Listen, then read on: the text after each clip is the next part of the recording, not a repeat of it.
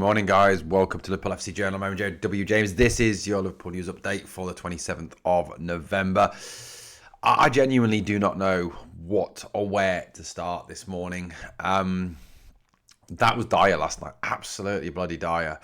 You know what? I was at work. I listened to the game and then I watched it when I got back. I don't know where I put myself through that, but I did. It was absolute garbage. You know what? I thought Forest at the weekend was poor, and it was very, very poor. That was worse last night. That was dire. And look, let's first of all, congratulate PSV. They deserved to win. The better side. They played good football. They deserved to win and get the 3 points in the Champions League. But let's get one thing straight. That was PSV, not PSG, and we made them look like PSG. You know, they're a good side, don't get me wrong. They're top of the Eredivisie, but the Eredivisie is hardly the strongest league in the world. That may sound like an English fan's arrogance, but it, realistically isn't. If you compare the top of the Eredivisie with the top of the Premier League, there is certainly no comparisons. I've got to say, I watched that team yesterday, and there is literally no positives. Well, actually, no, that's a lie. Dom Szoboszlai was good again last night. The guy worked his backside off. He absolutely did not stop running the whole night. He tried, he got the goal. There's no problems with Dom whatsoever. Personally, I would give Dom the captain's armband until the end of the season. I think, for me, he's more of a leader than Virgil. He leads by example. Virgil doesn't lead by anything. I thought as well, adding to that, I thought that Hugo Ekitike was decent. He led the press well. He looked lively going forward. Obviously, the back injury is going to keep him out for some time, which is a big loss for Liverpool. But then what else? Look, other than that, the positives, Chiesa came on, showed more heart, more fight, more bottle, more passion than any of the, apart from Dom, any of the players on that pitch. Obviously, Alisson was out ill. It can't be helped. Georgia Mamadashvili, I think, just proved what I've been saying all along. The guy is a huge downgrade on Kameen Kelleher. If he's the future of Liverpool's number one, then I'm worried. His distribution is shocking. I think he could have done better on some of the goals. Personally don't rate the guy in the slightest. I thought Arne Slot's team selection was wholly wrong yet again. How does Konate keep getting picked? Sorry, the dog is drinking in the background again. Always does on videos. I don't know why he does it. Konate was dire. Absolutely dire yet again. How does he keep getting picked? Seriously, how does he keep getting a game? The goal, their third goal, I think, he jumps over the ball. If he stands still, it hits him and the danger's gone. But no, he jumps over the damn ball. And yeah, Curtis has got a part to play as well in conceding that goal. But, Ibu Konate, what the hell was he doing? And to me, it just again smacks of a lack of accountability. You can play as shit as you want. You can be as bad as you want. You can be as terrible as you want. You can perform as badly as you want. And I'll tell you what, you're never going to get dropped if you're certain players on this Liverpool team. Ibu Konate, Mo Salah, you can stink the joint out week after week after week and you can still get picked. Doesn't matter. Let's start obviously with the penalty incident. Virgil can moan all he wants, but what the hell is his hand doing up there? Why is he suddenly trying to block a shot at the rim? Why has he become a basketball player? He can moan and whinge that he's getting fouled, fair enough, but that to me, stonewall penalty. The guy's an idiot. Keep your arm down. You don't need to put your arm up there. I don't know what he thinks he's doing. I genuinely don't. Whether you think you're being fouled or not, the moment you raise your arm above your head, you get in the ball strikes it, you give the referee a decision to make and you give VAR a decision to make. And that's just thick. That is just pure thick from Virgil. Like I said, he can moan all he wants. He can complain all he wants. But it's a penalty. The guy's an idiot. Guy is an absolute idiot for doing it. Like I said last night, the performance just, to me, showed that the players are not responding at all to this manager. There was no patterns of play. There was no aggression in the press. There was no aggression in the play. There was no speed of play. The tactics didn't look to be there. They genuinely didn't look like they knew what they were meant to be doing. It was poor. Genuinely awful. And what is worrying, and one thing I've always said, if you get a new manager or you get a new set of players and a manager tries to change the way you play, is yes, that can take time. And there can be a transition from one style to another style. And I get that. And I 100% agree with that. However, one thing you want to see within that transition is progress. And that's what we all want to see, is progress. I don't think there's any progress at all. You can't see an improvement or even a slight improvement week on week.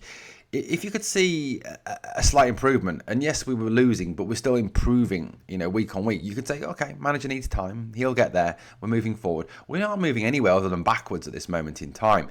To me, Slot has lost the players. He's lost the dressing room. He has genuinely lost the plot. I mean, he's lost the slot. I mean, I don't know. You look at last season and, yes, to say that he won the league with Jurgen's team is disingenuous to some degree. Yes, the players were essentially Jurgen's players. However, he did tweak things slightly. Gravenberch obviously dropping back, a slightly different style of play when defending. But I think there was still a lot of Klopp in that team, don't get me wrong. And I think Klopp deserves a lot of credit for last season's title win.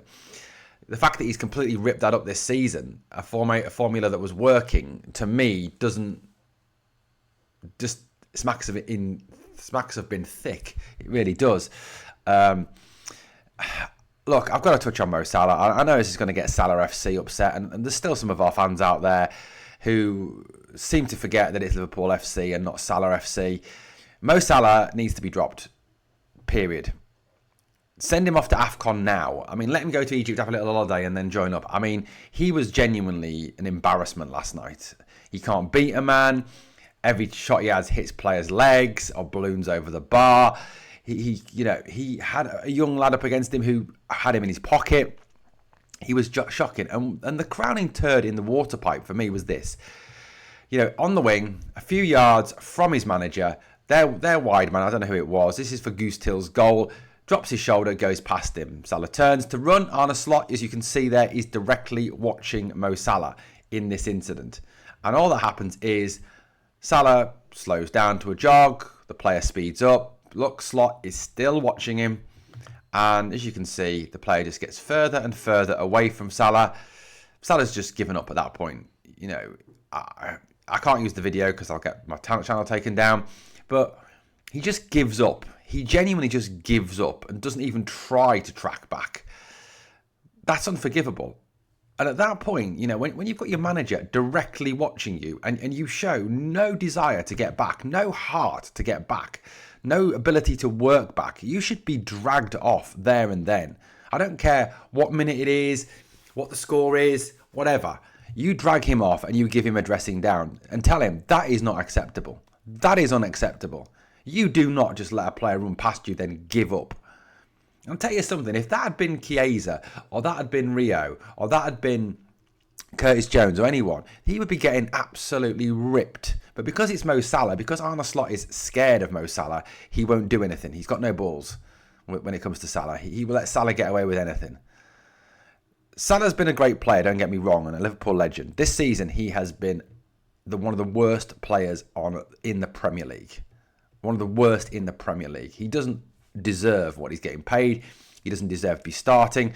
And what message is that sending to Rio and Gamoa and to Federico Chiesa? You can come on, you can work hard, you can try hard in training, but you tell you something, it doesn't matter. Mo can stink the joint out week after week after week, but he'll still get picked. I'll still play him because I'm scared of him. To me, this is a situation that this club shouldn't be in. I mean, this is the worst run of defeats since November 1953.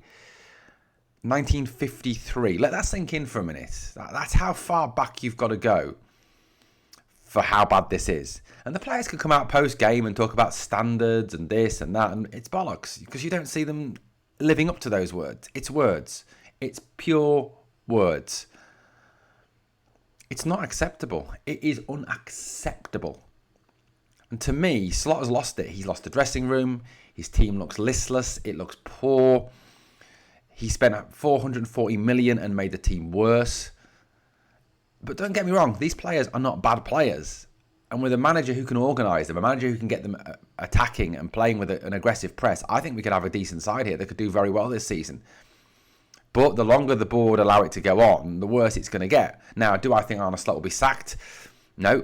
Do I think he'll be in charge for Sunday's game against West Ham? Yes. Do I think if we lose to West Ham on Sunday, he's still in charge for the game against Sunderland on Wednesday? Yes.